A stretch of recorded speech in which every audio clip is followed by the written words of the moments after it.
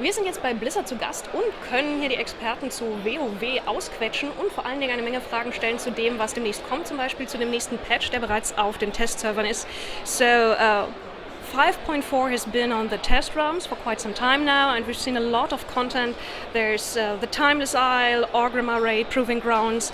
That's the biggest patch you've done for Pandaria so far, right? Definitely, by far the biggest patch we've done for Pandaria so far, and that's very typical of our sort of final major patch of an expansion where we introduce a raid tier and a lot of features, especially some pretty game-changing features like the Flex Raid or the Proving Grounds. So you're kind of wrapping up Pandaria now? Right, in a lot of ways. There's still going to be a story event that takes place in between Pandaria and the next expansion, so players can continue to look forward to that, and that'll have some content with it also.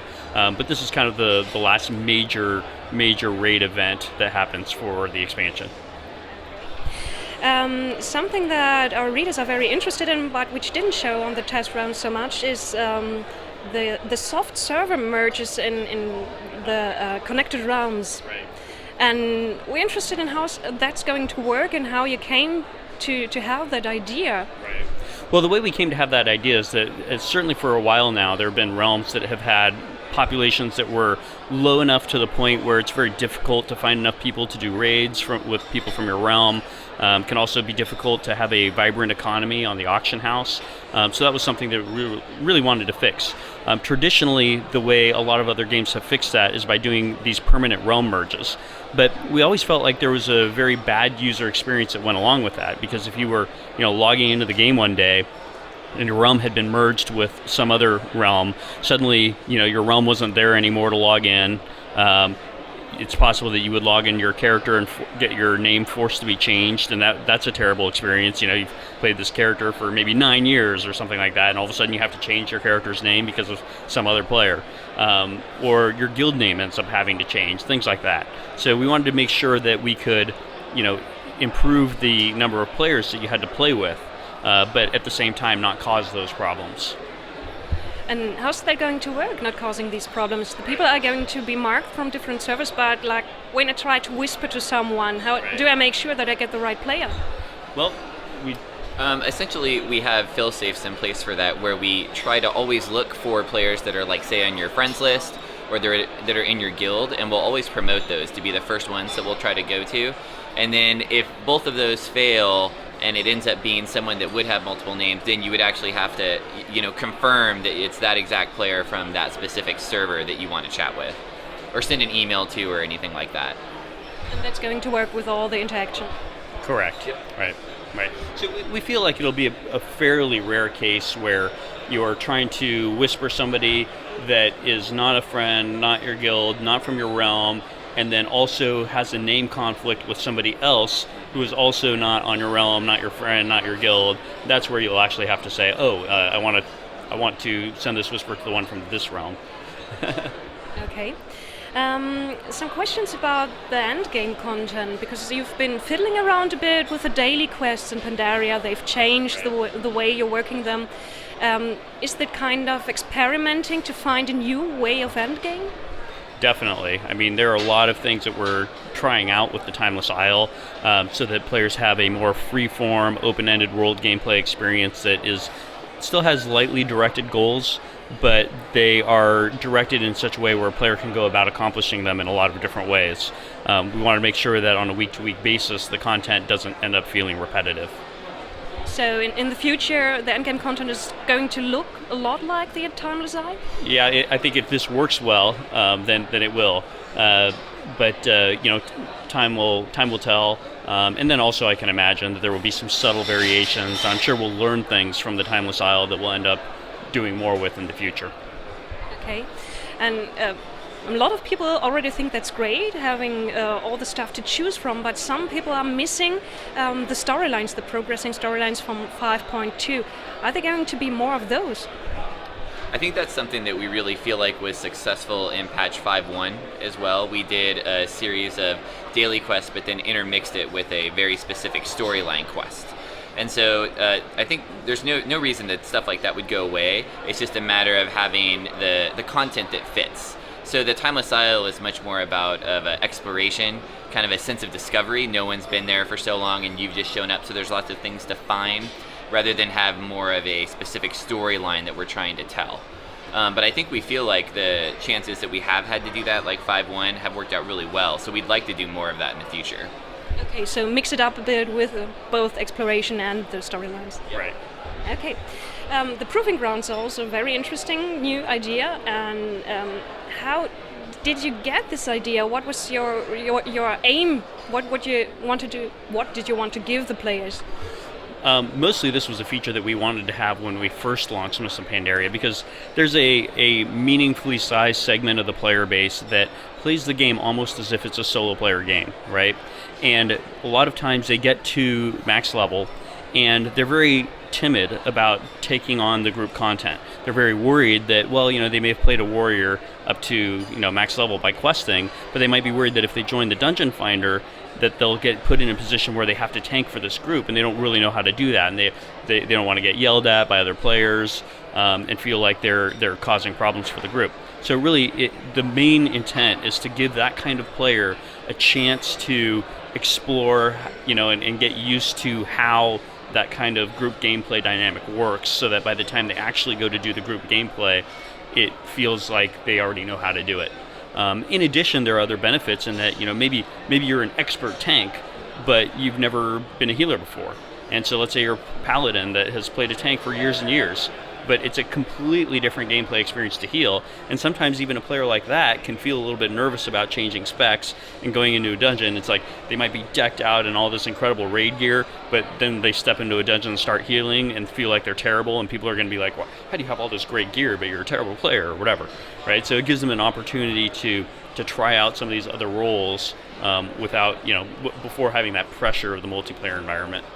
Okay, the discussion about whether the leveling phase of WoW is maybe too easy has been going like maybe since vanilla, I think. Right. So is that your way to fix that kind of, to give a little bit more challenge so the people are prepared? Yeah, but I mean, even when the outdoor world content was harder, back when World of Warcraft originally shipped, it just doesn't really ever train players in those other kinds of roles.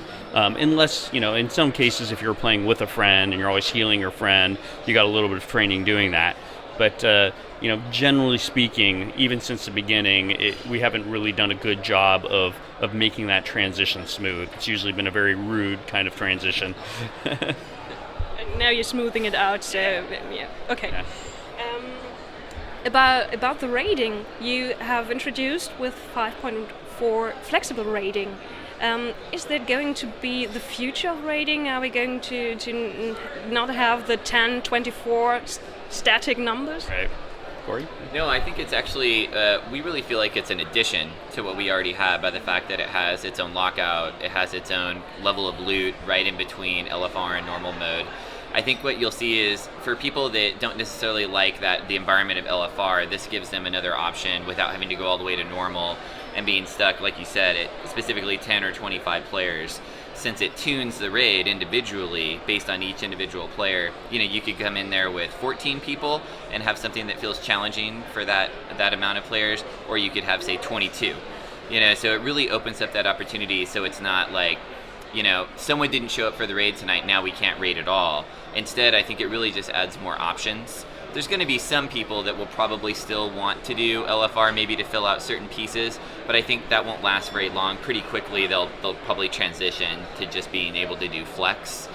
So really, it's just a matter of adding more options, for players to choose the kind of content that they want to do. Okay, aren't you a little bit afraid that the 25 raids are going to go extinct, kind of, because they've been struggling a lot? No more so after the introduction of the flex raid. It certainly doesn't make that problem any worse.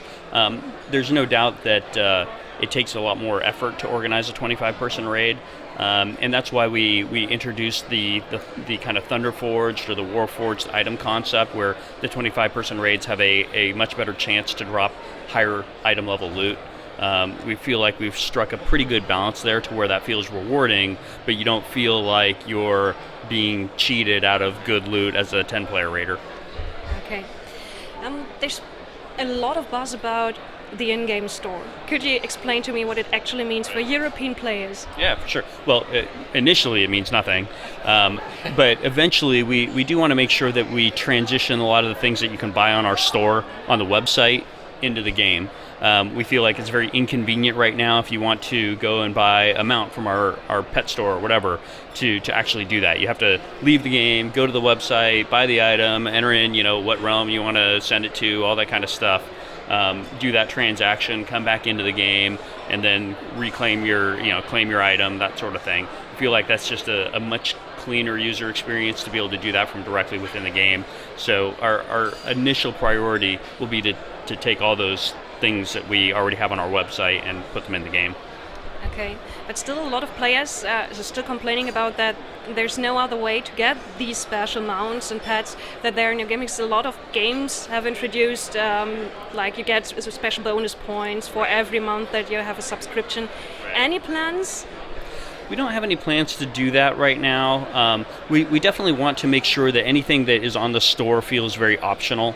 We want to make sure that players feel like that their $15 a month subscription is really all they need in order to be able to play and really enjoy the game and feel very rewarding.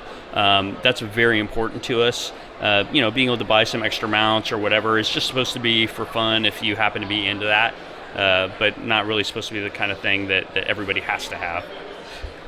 Okay. And another thing people are a little bit worried about 5.4, that's wrapping up Pandaria, but the next expansion, there's nothing, the rumors, kind of.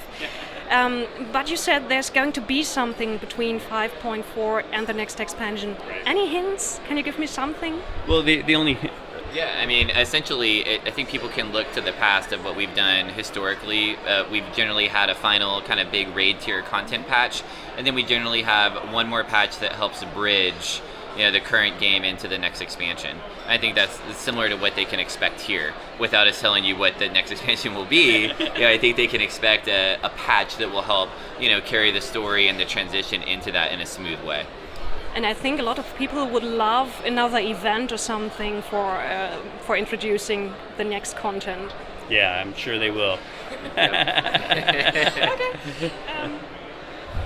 And there's a few more questions about the story, like who's going to be the next war chief, not who's going to be the next war chief, but how are you going to present that, how that's going to work? Well, players will actually experience that in patch 5.4. There's a cinematic sequence that gets kicked off as soon as Garrosh is defeated, and that the selection of the next war chief happens in that sequence, so players will be able to see it soon. Okay, cool. And last question, or almost last question. Yeah, we've had a Diablo announcement now here at Gamescom. Now everyone's looking forward to BlizzCon, what you're going to announce. Is there going to be something that we won't miss, that we don't want to miss?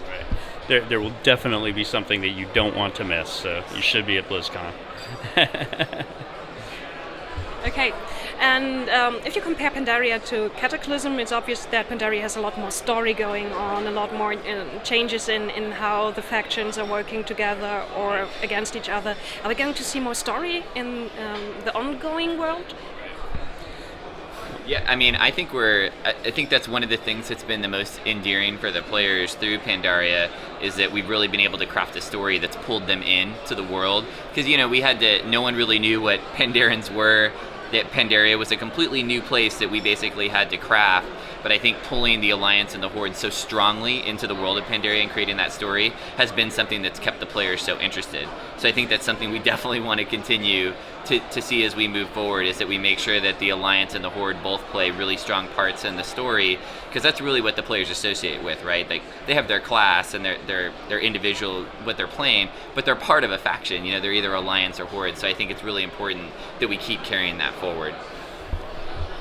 And now the two last questions about the Pandaria reception. What surprised you most about the player reception of Pandaria?